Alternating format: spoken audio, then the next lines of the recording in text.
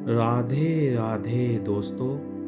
भगवान शिव का ध्यान करने मात्र से मन में जो एक छवि उभरती है वो एक वैरागी पुरुष की है। इनके एक हाथ में त्रिशूल, दूसरे हाथ में डमरू, गले में सर्पमाला, सिर पर त्रिपुंड चंदन लगा हुआ है, माथे पर अर्धचंद्र और सिर पर जटाजूट जिससे गंगा की धारा बह रही है। थोड़ा ध्यान गहरा होने पर इनके साथ इनका वाहन नंदी भी नजर आता है। कहने का मतलब है कि शिव जी के साथ ये 7 चीजें जुड़ी हुई हैं। आप दुनिया में कहीं भी चले जाइए, आपको शिवालय में शिव जी के साथ ये 7 चीजें जरूर दिखेंगी। आइए जानते हैं कि शिव जी के साथ इनका संबंध कैसे बना, यानी ये शिव जी से कैसे जुड़े। क्या ये शिव जी के साथ ही प्रकट हुए थे या अलग अलग घटनाओं के साथ ये शिव जी से जुड़ते चले गए। कथा में आगे बढ़ने से पहले मेरे चैनल को जरूर सब्सक्राइब करके बेल आइकन को प्रेस कर दीजिएगा। तो चलिए दोस्तों, कथा को आगे बढ़ाते हैं। भगवान शिव सर्वश्रेष्ठ हैं, सभी प्रकार के अस्त्र शस्त्रों के ज्ञाता हैं, लेकिन पौराणिक कथाओं में इनके 2 प्रमुख अस्त्रों का जिक्र आता है, एक धनुष और दूसरा त्रिशूल।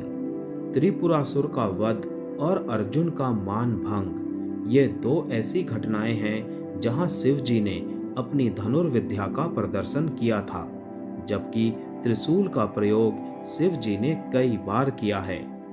त्रिशूल से शिव जी ने शंखचूड़ का वध किया था, इसी से गणेश जी का सिर भी काटा था, और वाराह अवतार में मोह के जाल में फंसे विष्णु जी का मोह भंग कर वैकुंठ जाने के लिए उन्हें विवश किया था। भगवान शिव के धनुष के बारे में तो यह कथा है कि इसका आविष्कार स्वयं शिव जी ने किया था, लेकिन त्रिशूल कैसे इनके पास आया, इस विषय में कोई कथा नहीं है। माना जाता है कि सृष्टि के आरंभ में ब्रह्मनाद से जब शिव प्रकट हुए तो साथ ही रज, तम, सत ये तीनों गुण भी प्रकट हुए। यही तीनों गुण शिव जी के 3 शूल यानी त्रिशूल बने। इनके बीच सामंजस्य बनाए बगैर सृष्टि का संचालन कठिन था, इसीलिए शिव जी ने त्रिशूल रूप में इन तीनों गुणों को अपने हाथों पर धारण किया। भगवान शिव जी को संहारकर्ता के रूप में वेदों और पुराणों में बताया गया है, जबकि शिव जी का नटराज रूप ठीक इसके विपरीत है। ये प्रसन्न होते हैं और नृत्य करते हैं। इस समय शिव जी के हाथों में एक वाद्य यंत्र होता है जिसे डमरू कहते हैं। इसका आकार रेत वाली घड़ी जैसा है, जो दिन, रात और समय के संतुलन का प्रतीक है। शिव जी भी इसी तरह के हैं। इनका एक स्वरूप वैरागी का है तो दूसरा भोगी का है, जो नृत्य करता है और परिवार के साथ जीता है। इसीलिए शिव जी के डमरू ही सबसे उचित वाद्य यंत्र है। यह भी माना जाता है कि जिस तरह शिव आदि देव हैं, उसी प्रकार डमरू भी आदि वाद्य यंत्र है। भगवान शिव के हाथों में डमरू आने की कहानी बड़ी ही रोचक है।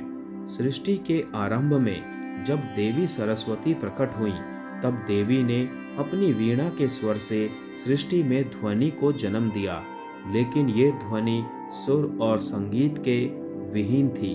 उस समय भगवान शिव ने नृत्य करते हुए 14 बार डमरू बजाए और इस ध्वनि से व्याकरण और संगीत के छंद ताल का जन्म हुआ। कहते हैं कि डमरू ब्रह्मा का स्वरूप है, जो दूर से विस्तृत नजर आता है, लेकिन जैसे जैसे ब्रह्म के करीब पहुंचते हैं तो वो संकुचित हो दूसरे सिरे से मिल जाता है और फिर विशालता की ओर बढ़ता है। सृष्टि में संतुलन के लिए इसे भी भगवान शिव अपने साथ लेकर प्रकट हुए थे। भगवान शिव के साथ हमेशा नाग होता है। इस नाग का नाम है वासुकी। इस नाग के बारे में पुराणों में बताया गया है कि ये नागों के राजा हैं और नागलोक पर इनका शासन है। सागर मंथन के समय इन्होंने रस्सी का काम किया था, जिससे सागर को मथा गया था। कहते हैं कि वासुकी नाग शिव के परम भक्त थे। इनकी भक्ति से प्रसन्न होकर शिव जी ने इन्हें नागलोक का राजा बना दिया और साथ ही अपने गले में आभूषण की भांति लिपटे रहने का वरदान दिया। नंदी के बारे में पुराणों में जो कथा मिलती है, उसके अनुसार नंदी और शिव वास्तव में एक ही हैं। शिव जी ने ही नंदी रूप में जन्म लिया था। कथा है कि सिलाद नाम के ऋषि मोह माया से मुक्त होकर तपस्या में लीन हो गए। इससे इनके पूर्वज और पितरों को चिंता हुई कि इनका वंश समाप्त हो जाएगा। पितरों की सलाह पर सिलाद ने शिव जी की तपस्या करके एक अमर पुत्र को प्राप्त किया, जो नंदी नाम से जाना गया। शिव का अंश होने के कारण नंदी शिव के करीब रहना चाहता था। शिव जी की तपस्या से नंदी शिव के गणों में प्रमुख हुए और वृषभ रूप में शिव जी का वाहन बनने का सौभाग्य प्राप्त किया।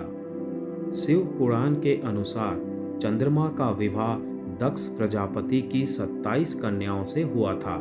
ये कन्याएं 27 नक्षत्र हैं। इनमें चंद्रमा रोहिणी से विशेष स्नेह करते थे।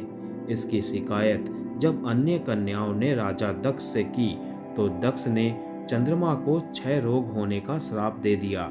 इस श्राप से बचने के लिए चंद्रमा ने भगवान शिव की तपस्या की। चंद्रमा की तपस्या से प्रसन्न होकर शिव जी ने चंद्रमा के प्राण बचाए और उन्हें अपने शीश पर स्थान दिया। जहां चंद्रमा ने तपस्या की थी, वो स्थान सोमनाथ कहलाता है। मान्यता है कि दक्ष के श्राप से ही चंद्रमा घटता और बढ़ता रहता है। भगवान शिव के माथे पर भभूत से बनी 3 रेखाएं हैं। माना जाता है कि ये तीनों लोकों का प्रतीक है। इसे रज, तम और सत गुणों का भी प्रतीक माना जाता है। लेकिन शिव जी के माथे पर भभूत की ये 3 रेखाएं कैसे आईं, इसकी कथा बड़ी रोचक है। पुराणों के अनुसार दक्ष प्रजापति के यज्ञ कुंड में सती आत्मदाह करने के बाद भगवान शिव उग्र रूप धारण कर लेते हैं और सती की देह को कंधे पर लेकर त्रिलोक में हाहाकार मचाने लगते हैं। अंत में विष्णु चक्र से सती की देह को खंडित कर देते हैं। इसके बाद भगवान शिव अपने माथे पर हवन कुंड की राख मलते और इस तरह सती की याद को त्रिपुंड रूप में माथे पर स्थान देते हैं। भगवान शिव के माथे पर गंगा के विराजमान होने की घटना का संबंध राजा भगीरथ से माना जाता है। कथा है कि भगीरथ ने अपने पूर्वज सगर के पुत्रों को मुक्ति दिलाने के लिए गंगा को स्वर्ग से धरती पर उतारा था। लेकिन इस कथा के पीछे कई कथाएं हैं जिनसे भगीरथ का प्रयास सफल हुआ। कथा है कि ब्रह्मा की पुत्री गंगा बड़ी मनमौजी थी। एक दिन दुर्वासा ऋषि जब नदी में स्नान करने आए तो हवा से उनका वस्त्र उड़ गया और तभी गंगा हंस पड़ी। क्रोधी दुर्वासा ने गंगा को श्राप दे दिया कि तुम धरती पर जाओगी और पापी तुम में अपना पाप धोएंगे। इस घटना के बाद भगीरथ का तप शुरू हुआ और भगवान शिव ने भगीरथ को वरदान देते हुए गंगा को स्वर्ग से धरती पर आने के लिए कहा। लेकिन गंगा के वेग से पृथ्वी की रक्षा के लिए शिव जी ने उन्हें अपनी जटाओं में बांधा। कथा यह भी है कि गंगा शिव के करीब रहना चाहती थी, इसीलिए धरती पर उतरने से पहले प्रचंड रूप धारण कर लिया। इस स्थिति को संभालने के लिए शिव जी ने गंगा को अपनी जटाओं में स्थान दिया। ओम नमः शिवाय।